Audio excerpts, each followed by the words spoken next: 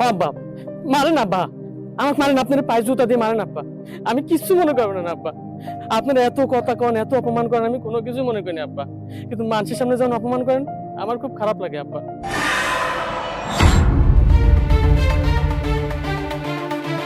ওই যে স্যার আসতেছে।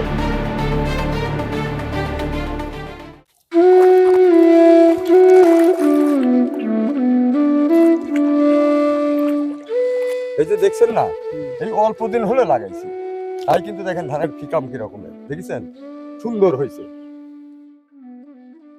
এই আলের থেকে শুরু করে ওই যে আমবাগান দেখছেন, হ্যাঁ, এই যে বিশাল দাগটা, এটা কিন্তু সম্পূর্ণই আমার, বুঝলেন? আর শুধু এটা না, এইরকম আরো 10-12টা দাগ আল্লাহ আমার ভাগ্যে দিছে। এই এই যে কাজগুলি করতে হাত পা কি লড়ে না তো? হ্যাঁ, একটু নাড়া নাড়া, দিন ছোট এখন। রে বাবা, মনে হচ্ছে একেবারে জমিদারের বাচ্চা হয়ে গেছে নাকি? এটা কে কাজ করছে? হ্যাঁ, এটা ওই তো আমার বাড়িতেই থাকে আর কি, কাজ টাজ করে। কাজ করে আপনার বাড়িতে? হ্যাঁ হ্যাঁ। শুনলাম আপনার একটা জামাই ছিল, সে জামাই কই? জামাইকে তো দেখছি না কোথাও। আরে ভাই, মনে করেন এইটাই সেই জামাই।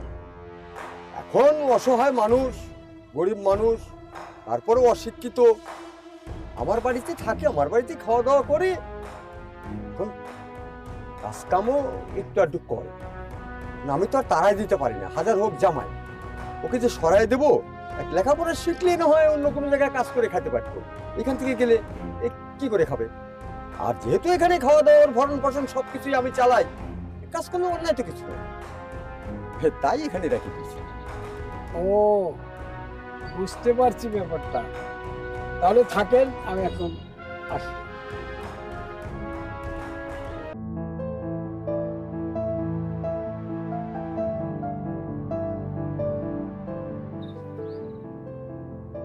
আচ্ছা আব্বা, আমি কি আপনার সাথে কোনো সময় খারাপ ব্যবহার করেছি? আরে খারাপ ব্যবহার করলি, ঘরের পর কবে লাত্তি মেরে হারামজাদা বাড়িতে বিদায় করে দিতাম। তাহলে পরে আমার সাথে সবসময় এমন ব্যবহার করেন কি জন্য? আমি তো বাড়ির সব কাম করি, তারপরে আমাকে দেখতে পারেন না, অপমান করেন। ও, তোমার মাথায় চুলে লাসা লাগছে, হ্যাঁ? তুই মনে হয় আজিম চৌধুরী সাজিছাও, হারামজাদা। কাম করার কথা কলি তোমার আবেগ উঠে যায়, হ্যাঁ? এই যে খাস বসিস আর দেখ তোর লেবাসটা দেখ, হ্যাঁ, তোর লেবাস দেখে একজন কামলা মনে করবি, যে কেউ একজন এসে মনে করে কি পয়লাই ফার্স্টেই মনে করে যে এটাই মনে হয় অমুকের জামাই। এ হারামজাদা, তুই শুনলু না? তোর সামনে অপমান অপদস্থ করে গেল আমার। দেখছেন আব্বা, আপনি সামান্য এটুক কথাতে এত অপমানিত বোধ হয়েছেন, আর আপনি, আপনার ছোট মেয়ে, আপনার বড় ছেলে সবসময় আমার অপমান করেন, আমার গায়েও হাত তুলতে যান। আমি এই বাড়ির জামাই, কিন্তু আমাকে দিয়ে চাকরের মতন খাটনি খাটান, আমি তাও কিছু করিনি, মুখ বুঝে সহ্য করি। আচ্ছা আপা, আপনার এই সামান্য অপমানে যদি এত কষ্ট লাগে, তাহলে আপনি একটু ভেবে দেখেন তো আমার কেমন লাগে। আমি যখন এত কিছু মেনে নিয়েছি, আবার রাস্তাঘাটে মানুষের সামনে অপমান করেন। আব্বা, আমি অপমানটা নিতে পারিনি আব্বা, আমি তো একটা মানুষ আব্বা, আমি তো ফেরেশতা না আব্বা, আমার অনেক কষ্ট হয় আব্বা, দয়া করে আমাকে এরকম অপমান করবেন না। এ হারামজাদা, তোর জায়গায় কি আমার বসাচ্ছিস? হ্যাঁ, খাস কাটতা, পরিষ্কারটা, ব্যথাটা আমার বেশি লাগবে না তোর বেশি লাগবে? তোর যে স্যান্ডেল দিয়ে বাড়িয়ে নি আমি, এইটাই তোর ভাগ্য। হ্যাঁ আব্বা, মারেন আব্বা, আমাকে মারেন, আপনার পায়ে জুতা দিয়ে মারেন আব্বা, আমি কিচ্ছু মনে করবো না আব্বা। আপনারা এত কথা কন, এত অপমান করেন, আমি কোনো কিছু মনে করিনি আব্বা, কিন্তু মানুষের সামনে যখন অপমান করেন আমার খুব খারাপ লাগে আব্বা। আপনি আপনি মানুষের সামনে অপমান করা বাদ দিয়ে যদি 10টা মানুষের সামনে আপনার জুতা, এই জুতা দিয়ে যদি আমার গায়ে থাপড় মারেন, আমারও সম্মান আব্বা, আমি তাও এত কষ্ট পাবো না আব্বা। আপনারা বোঝেন না কেন? আমি আমি তো এতিম মানুষ, মেলা ছোটকালে আমার আব্বা মারে হারাইছি আব্বা। আমি এই বাড়িতে এত কষ্ট, এত দুঃখ করে কেন আছে জানেন? আপনার মুখটা দেখে। আমার তো বাবা বেঁচে নেই, মাও বেঁচে নেই। আমি ভেবেছিলাম এত কষ্ট দুঃখ মেনে নিয়েও যদি আমার এই শ্বশুর আব্বার মনটা পেয়ে তাকে বাবা হিসেবে মেনে নিতে পারি, আপনাদের পরিবারের সবাইকে আমার নিজের পরিবার ভাবি আব্বা। আপনারা কেন বোঝেন না? আমি একটা এতিম মানুষ, এতিম হিসাবেও তো আমার উপর একটু দয়া ময়া করা উচিত। আমার আর এত কষ্ট সহ্য হয় না আব্বা। দয়া করে প্লিজ আমাকে মানুষের সামনে এভাবে অপমান করবেন না। আমার যদি বেশি খারাপ লাগে আপনি আপনি বোঝেন বাড়িতে নিয়ে গিয়ে আমার ইচ্ছা মতন মারধর করেন আব্বা, কিন্তু রাস্তাঘাটে মানুষের সামনে আমারে যখন অপমান করে কথা বলেন না, আমার খুব কষ্ট হয়। আমি তো একটা মানুষ আব্বা। আব্বা আব্বা আপনি পাই তো বাবা আমার সাথে স্যার বললাম ওঠ ওঠে দাঁড়া। তোর মাথায় বুদ্ধি আছে তো দেখতেছি। হ্যাঁ তুই ভালো অভিনয় শিখে গেছিস, ওই টেলিভিশনে যার নাটক করগা। আরে অভিনয় মনে করো আমি কিছুই বুঝি না, ব্ল্যাকমেইল করতেছ আমার, আমি সব টের পাই। ওই মায়া কান্না দিয়ে আমার ভুলে নে, তোমার দরকার নাই। ও মায়া কান্না আমিও করে পারি, দেখবো। আরে তোর কাছে আমার অনুরোধ করতেছি, আমার খুব আদরের মেয়ে, এই মেয়েটা তুই সুখে রাখিস, তুই ঠিক মতো ভাত কাপড় দিস, আর আমার এই জমি জমার কাম কাজ করে একটু করিস। দেখ বাবা, টাকার গাও কলজের কাছে, তোর পাশে আমি এত টাকা পয়সা খরচ করি, এই টাকার পয়সার দরদ যখনই মনে পড়ে তখনই তো তোর গাল বন্ধ করি রে হারামজাদা। টাকা দেখ অভিনয় তোর সাই কামু ভালো পারি, চোখ দিয়ে পানি বের হচ্ছে। অভিনয় আমাকে শিখে বেড়াসো, ভদ্রলোক হবে তো কাম করে সব কাম শেষ করে তারপর বাড়ি যাবো। যা হারামজাদা, আমার কাছে অভিনয় শিখেবে। হ্যাঁ ওসব ঘাটের পানি কবে ঘোলা করে থুয়ে আইছি। শোনা, আমার খাবি আমার করবি, আমার কাম করবেন, আমার জ্ঞান দিবে রাইছে। আমার জ্ঞানী মহাজ্ঞানী আল্লাহর মূর্খ কোথাকার। হ্যাঁ তুই চিন্তা করিস না যে আমি বোকা, তোর মতো সওয়াল পাল 3-4 আছে আমার। হারামজাদা এই খারাপ কর। আসসালামু আলাইকুম স্যার। ওয়ালাইকুম আসসালাম। ভালো আছেন? আলহামদুলিল্লাহ। মেয়েটা কিন্তু আমার শিক্ষিত করছে। আমরা কাজের কথায় আসি। হ্যাঁ কাজ তো কথা অবশ্যই বলবো। জমি জমা আমার কিন্তু অনেক আছে, সমস্যা নেই, জমি জমার ব্যাপারে কোনো সমস্যা নাই। মেয়েটাকে শিক্ষিত করছি, অনেক লেখাপড়া শিখছে, আবার স্বভাব চরিত্রটা খুবই ভালো। আমরা এখানে একটা বিশাল বড় কোম্পানি করতে যাচ্ছি। আমাদের স্যার আসছে, কয়েক চিন্তা ভাবনা করছে যুব সমাজ যেন এখানে কর্মসংস্থানের জায়গা পাই, সেই জন্য আপনার জায়গা জমির বিষয়ে ডিল করার জন্য। হ্যাঁ সবই ঠিক আছে, হবে এগুলি কোনোটাই সমস্যা নাই, কিন্তু আমার মেয়ের স্বভাব চরিত্র, এই যে পাশে আর একটা মেয়ে আছে বুঝলেন, ও মেয়েটা কিন্তু চলেই না, আমার মেয়ের কাছে কিছুই না, ও চলে না, বাজে একদম। আমার স্যার আপনার এই জমিটা পছন্দ করছে, এই জমিতে একটা বড় ফ্যাক্টরি করতে চাচ্ছে। শোনেন, আপনি স্যার আসুক, আমার অনেক জমি আছে, যে জমিটা সে পছন্দ করে সেইটার পরে সে কোম্পানি করবে, আমার তাতে কোনো সমস্যা নেই। আর আপনি একটা কাজ করতে পারেন, আপনার পাড়ার উপরে হাঁটে হাঁটে সকলের কাছে জিজ্ঞেস করেন, জানেন আমার মেয়েটা কেমন। আর আমার কথা যদি আপনার বিশ্বাসটা হয়, এবার ছেলে আছে, ছেলের কাছে জিজ্ঞেস করেন। হ্যাঁ স্যার, আব্বা ঠিকই কইছে। আমার এই বোনের মতো অত্র এলাকায় একটা মেয়েও পাইবেন না। আমার এই বোন অত্র এলাকার মধ্যে এক পিস। বিশ্বাস না হয় আপনি একটু ঘুরে দেখেন আমার বোনের মতো কোনো মেয়ে পান কিনা। আর স্যার আমারও ইচ্ছা আছে, আমিও বড় হয়ে অনেক বড় অফিসার হব, ঠিক আপনার মতো। শুনলেন তো, আমি কোনোদিন মিথ্যে কথা বলি না, আমার মেয়েটা আসলেই ভালো। আপনি বিশ্বাস যদি না হয়, আরো যদি পরীক্ষা নিরীক্ষা করতে ইচ্ছা করে, আপনি পাড়ার উপরে প্রত্যেকটা বাড়িতে বাড়িতে যান, যা জিজ্ঞেস করেন আমার মেয়েটা কেমন। এটা সোনার টুকরা, এই মেয়ে যে বাড়িতে যাবে না, সে বাড়ি খালি উতলায় উঠবে, উতলায় উঠবে। শোনেন, তাও যদি আপনি বিশ্বাস না করেন, এতে সামনে আলালের 4 দোকান আছে, ওই 4 দোকানে চলেন যাই, আমিও আপনাকে 1 কাপ চা খাওয়াই, আমিও খাই, ওখানে ময়মুরব্বীরা আছে, তাদের কাছে জিজ্ঞাসা করেন। এই স্কুল কলেজে যখন লেখাপড়া করতে যাওয়া আসা করতো সে, হ্যাঁ সবার সঙ্গে কত সম্মান দিয়ে কথা বলতো, আর তারাও আমার মেয়েটাকে খুবই আদর করতো, ভালোবাসতো। এই জন্য বলছিলাম আর কি। থামেন তো আপনারা, আমি কি এখানে মেয়ে দেখতে আসছি? আমি এখানে কাজের বিষয়ে কথা বলতে আসছি। স্যার আসতেছে, স্যারের সাথে কথা হবে, তারপর আপনার সাথে ডিল হবে। সে কই, আপনি স্যার কই, কখন আসবে?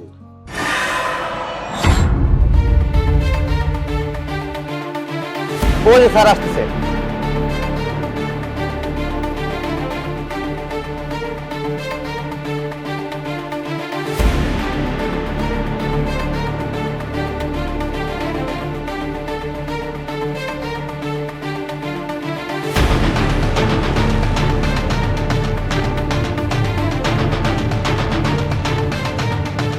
এ হারাম দাদা, তুই এনে কি কামে? হ্যাঁ, আরে সব কাপড় চোপড় কোথায় পালু? সাইলেন্ট। আপনি কাকে কি বলছেন? উনি হাসান সাহেব, আমাদের কোম্পানির মালিক। কোম্পানির মালিক হাসান চৌধুরী? এ কি করে সম্ভব? আরে ও তো আমার বাড়ির কামলা, আমার বাড়ি কাম করে। ও কি করে কোম্পানির মালিক হয়? আব্বা তাই তো, এই কোম্পানির মালিক কবে থেকে হইলো? এ তো আমার বাড়ি চাকর হাসান। এই ফকিনীর বাচ্চা, এ লোক কি বলে? তুই কি আসলে কোম্পানির মালিক? তুই তো আমাদের বাড়ির চাকর। স্টপ ম্যাডাম, অনেক কথা বলেছেন আপনারা। এতদিন আমার সাথে অনেক খারাপ ব্যবহার করেছেন, আমি কিছুই মনে করিনি, কিছু বলিও নি। আপনাদের শুধু বোঝানোর চেষ্টা করেছি আমি একটা মানুষ। আমার আসল পরিচয়টা আপনাদের কাছে গোপন করে রেখেছি, তার অবশ্য একটা কারণ আছে। তবে আপনারা তিনজন যাই হন না কেন, আপনার বড় মেয়েটা অনেক ভালো, অনেক ধৈর্যশীল। এই ধৈর্যশীলতার কারণে আপনার বড় মেয়েকে আমি বিয়ে করতে রাজি হয়েছিলাম, বিয়ে করেছিলাম। এই যে আজকে আমার ম্যানেজার যেটা বললো না, হ্যাঁ একদম এটা রাইট। আমি ওই কোম্পানির মালিক, আমি জমি কিনে আপনাদের এখানে একটা ফ্যাক্টরি করতে চেয়েছি যুব সমাজের জন্য। যাকে আমি এই সমস্ত কথা বলতে চাচ্ছি না, শুধু জাস্ট আপনাদেরকে বোঝাইলাম মানুষের পোশাক দেখে কখনো কাউকে বিচার করবেন না। একটা নরমাল পোশাকের মধ্যেও ভালো মানুষ থাকতে পারে। এই যে আমার শ্বশুর মশাই, এই যে আমার শালিকা, এই যে বড় ভাইজান, অনেক অহংকার দেখিয়েছেন, অনেক টাকা পয়সা, গ্রামের মধ্যে একটা বাড়ি করেছেন। আমার শ্বশুর মশাই অনেক নাম ডাক আছে। হ্যাঁ হ্যাঁ ঠিক আছে। আপনারা কি কখনো ভেবে দেখেছেন আপনারা যখন রাস্তা দিয়ে যান, এলাকার মানুষ আপনাদের কিভাবে দেখে, কোন চোখে দেখে? সামনাসামনি শুধু সালাম দেয়, মনে মনে কিন্তু আপনাদেরকে ঘৃণা করে, খারাপ চোখে দেখে। কেন এগুলা কেন করেন? আপনারা সবাই আমার এই পরিবর্তন দেখে অবাক হয়ে যাচ্ছেন না? অবাক হওয়ারই কথা যে সামান্য একটা চাকর জামাই কিভাবে একটা কোম্পানির মালিক হইতে পারে। হ্যাঁ হইতে পারে। আমি আপনার মেয়েকে ভালোবেসে বিয়ে করেছিলাম। আপনাদের এখানে ছদ্মবেশ ধারণ করে আসি কেন জানেন? আপনাদেরকে চেনার জন্য। ভেবেছিলাম আপনাদের সবাইকে আমি আপন করে নিব। কেন জানেন? আমি এই পর্যায়ে আসতে আমার অনেক কষ্ট করতে হয়েছে। আপনারা জানেন আমার মা অনেক আগেই মারা গেছে, আমার বাবা অনেক আগেই মারা গেছে।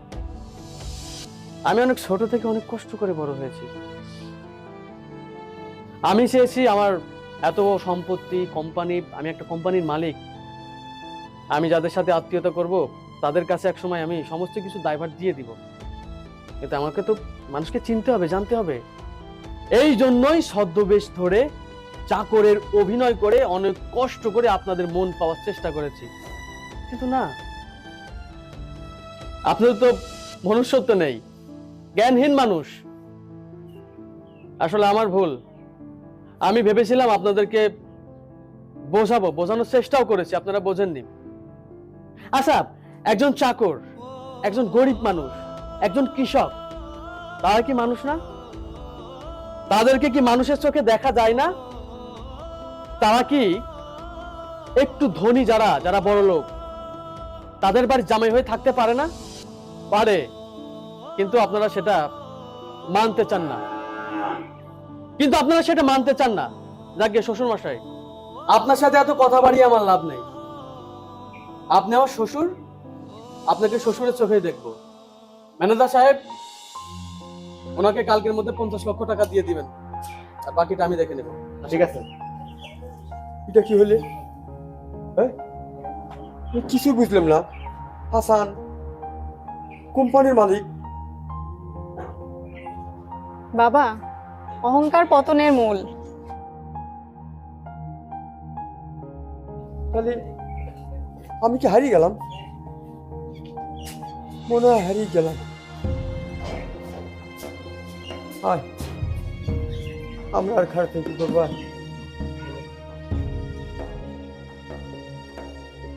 আচ্ছা, এখন হাসানের সামনে মুখ দেখাবো কি করে কত? আব্বা, আমার মনে হয় কি জানো, আমাদের উচিত ওই হাসানের কাছে নত স্বীকার করা। আমরা ওর উপর যে অত্যাচার করছি না, এটা মোটেও ঠিক হয় নাই। আমরা ওর কাছে ক্ষমা চাইলে ব্যাপারটা হয়তো ঠিক হয়ে যাবে। হয় রে, তুই ঠিকই করেছিস। আমরা কিন্তু ওর কাছে হারিয়ে গেছি।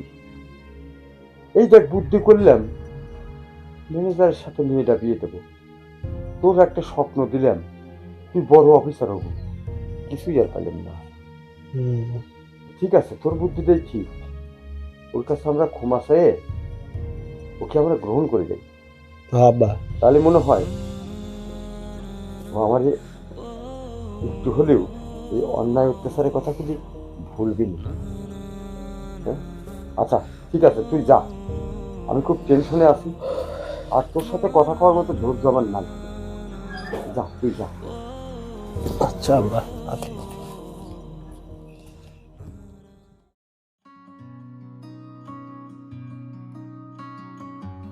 ভাই ভাই দাঁড়ান, আপনার জুতাটা তো ময়লা হয়ে গেছে, দেন আমার কাছে দেন, আমি পরিষ্কার করে দিই। ওঠেন। আপনি আমার সম্মান অনেক বড়। আমি এতটাও খারাপ না, আমার আচরণ এতটাও খারাপ না আমার সম্মানে বড় কাউকে দিয়ে আমার জুতা পরিষ্কার করাবো। আর হ্যাঁ, আপনার মতন 100 মানুষকে আমি আমার জুতা পরিষ্কার করাইতে পারি, সেই অ্যাবিলিটি আমার আছে। মানুষের অবস্থার পরিবর্তন দেখে আপনারাও পরিবর্তন হয়ে গেছেন না? এরকম মানুষ আমার পছন্দ না।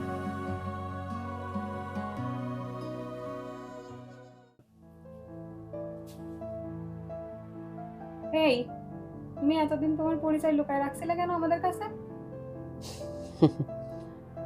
জানতে চাও আমি কেন আমার পরিচয়টা তোমাদের কাছে গোপন রেখেছি? অবশ্য তার একটা কারণ আছে। শোনো, তোমরা জানো আমি এতিম। পৃথিবীতে আপন বলতে আমার বাবা মা নেই, কেউ নেই। তোমাকে ভালো লেগে ভালোবেসে বিয়ে করেছি। তোমার পরিবারটাকে আমি আমার নিজের পরিবার করতে চেয়েছি। আমি আগে থেকে জেনেছিলাম যে তোমার পরিবারের সবাই একটু কেমন যেন, তাদের ব্যবহার, আচার আচরণ, মোট করে তাদের সুন্দর অহংকার। এটা শুধরানোর জন্য আমি অনেক চেষ্টা করেছি, আমি এত কষ্ট করে থেকেছি। আসলে জানি না ওনারা নিজেকে শুধরাতে পারবে কিনা। তারা যদি তাদের সমস্ত ভুল বুঝে নিজেকে শুধরে নেয়, তাহলে আমি তোমাদের সাথে থাকবো। নচেৎ আমি তোমাকে নিয়ে তোমাদের বাড়ি থেকে চলে যাব। দেখো, ওই তোমার বাবা, তোমার পরিবার সবাইকে বোঝাতে গিয়ে আমার অনেক কষ্ট করতে হয়েছে, অনেক অপমানিত হতে হয়েছে, মাঠে কাজ করতে হয়েছে। তোমার বড় ভাইয়ের জুতা আমাকে পালিশ করতে হয়েছে।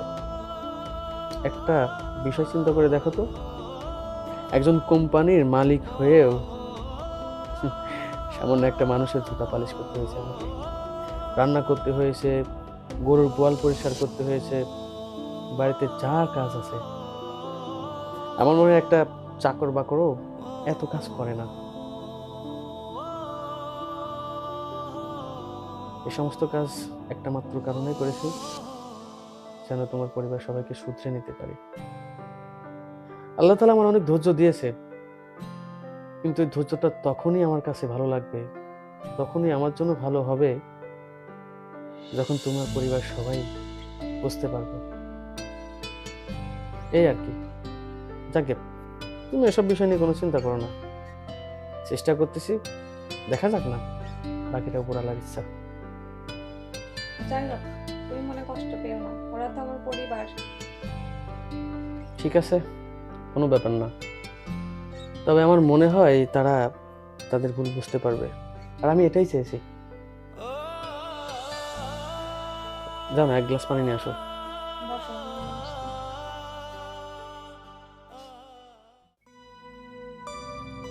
এই পিঙ্কি, 1 গ্লাস পানি আনো তো।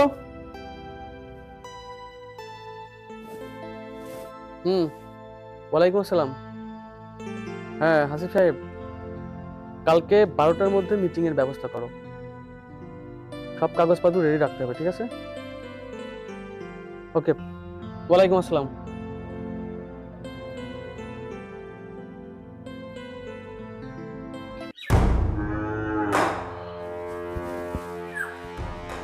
আব্বা, আপনি কেন পানির গ্লাস নিয়ে আসলেন? আমি তো আপনাকে আনতে বলিনি। না, আনলাম, সমস্যা নাই, তুমি খাও খাও। কেন? আপনি আমার শ্বশুর, আমার বাবার সমতুল্য। আমি এতটাও বিয়াদব নই যে আমার শ্বশুরকে দিয়ে আমার পানির গ্লাস আনতে বলবো। বাবারে, আমি তোমার সঙ্গে এতদিন যা করেছি, আমি এর জন্য খুব লজ্জিত। এখন তুমি আমাকে আর কিছু বলে লজ্জা দিও না বাবা। আমি আসলে ভুল করেছি, আমার বোঝা উচিত ছিল। আমি যেমন মানুষ, তুমিও তেমনি একজন মানুষ। আমার যেমন ছেলে আছে, জামাই সেও তো আমার ছেলে। কিন্তু এই কথাগুলো আমি তখন চিন্তা করে নেই। আমার ভিতরে একটা প্রতিহিংসা জাগেছিল বাবা। আমি ভেবেছিলাম তুমি গরিব ঘরের গরিব সন্তান, আর সেই সুযোগটাই আমার অহংকারী মনটা লুফে নিয়েছিল। তাই আমি তোমার সঙ্গে এই বেয়াদবিগুলি করেছি। আসলেই মানুষ হয়ে একজন মানুষের সঙ্গে এই আচরণগুলো করতে নাই। তুমি জামাই হিসেবে যেগুলো সহ্য করেছো বাবা, আমি যদি কোনো লোকের জামাই হতাম, আর সে যদি বলতো, বিশ্বাস করো আমি কিন্তু সহ্য করতে পারতাম না বাবা। আমি তোমার কাছে খুব লজ্জিত।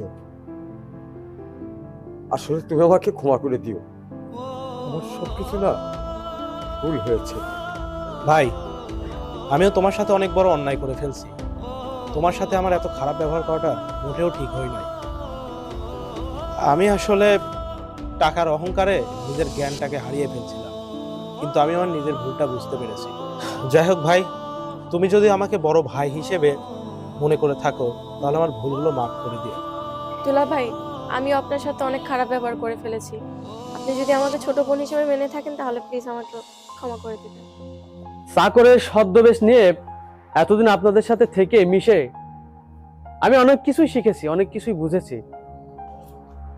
আচ্ছা আব্বা, এই যে আমি তো আপনার বাড়ির জামাই, আপনি যে আমাকে অপমান করে কথা বলেন, আমাকে দিয়ে সমস্ত কাজ করান, চাকরের মতন খাটনি করান, আপনার খারাপ লাগে না?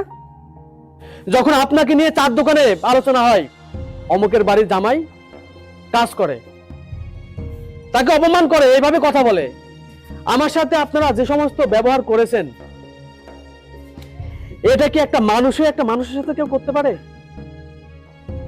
সেটা বড় কথা না। আমি আপনার বাড়ির জামাই, আমার টাকা পয়সা নাও থাকতে পারে, আমি গরিব হতে পারি, আমি ফকির হতে পারি, আমি কৃষক হতে পারি, কিন্তু আমি একজন মানুষ, আমি এই বাড়ির জামাই। আমাকে যদি একদিনের জন্য জামাই হিসেবে মেনে থাকতেন, আপনারা এভাবে আমার সাথে আচরণ করতে পারতেন না। আমি আপনাদের সাথে ছদ্মবেশে এভাবে থেকেছি কেন জানেন? এই আপনাদেরকে চেনার জন্য। কারণ আমার তো বাবা মারা গেছে নেই, আমি ভবিষ্যতে কাদের সাথে থাকবো, কাদের সাথে সংসার করব, কাদেরকে আমি নিজের মনে করব, আমার আপন মনে করব। কিন্তু আপনারা আসলে শুধরানোর মানুষ না। তবে শেষ পর্যায়ে আপনারা সবাই বুঝতে পারছেন, এতে আমি অনেক খুশি। তবে নেক্সটে যদি আপনারা কোনো ভুল করে থাকেন, বাবা আমি আপনাকে বলছি, আমি আপনাদের সাথে একই বাড়িতে থাকতে পারবো না। আহা, তোমাকে না বললাম চুপ থাকো, সবাই তো সবার ভুল বুঝতেই পেরেছে। ঠিক আছে, যেহেতু সবাই সবাইকে শুধরে নিয়েছে, এখানে আমার কিছু করার নেই। তবে আমি সবাইকে একটা পুরস্কার দিতে চাই। এই যে ভাইজান, আপনার না সবচেয়ে ছিল আপনি একজন অফিসার হবেন, আগামীকাল থেকে আপনি আমার অফিসে জয়েন করবেন, আপনি আমার কোম্পানির এজিএম। ভাইজান, আপনি সত্যি বলছেন? এই কি, এটা এখন ধরে রাখতে হবে, ধরো।